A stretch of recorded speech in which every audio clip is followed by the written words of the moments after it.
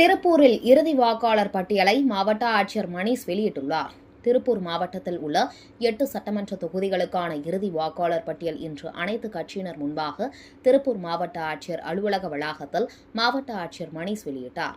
இதில் தாராபுரம் தனி தொகுதியில் 2,20,743 வாக்காளர்கள், காங்கேயம் தொகுதியில் 2,16,646 வாக்காளர்களும், அவிநாசி தொகுதியில் 2,50,346 வாக்காளர்களும், திருப்பூர் தொகுதியில் 3,10,138 வாக்காளர்களும், திருப்பூர் தொகுதியில் 1,93,614 வாக்காளர்களும், பல்லடம் தொகுதியில் 3,22,530 வாக்காளர்களும், உடுமலைப்பேட்டை பகுதியில் 2,28,524 வாக்காளர்களும், மடத்துக்குளம் பகுதியில் 2,12,742 வாக்காளர்கள் என மொத்தம் 19,50,283 வாக்காளர்கள் உள்ளதாக அறிவிக்கப்பட்டுள்ளது.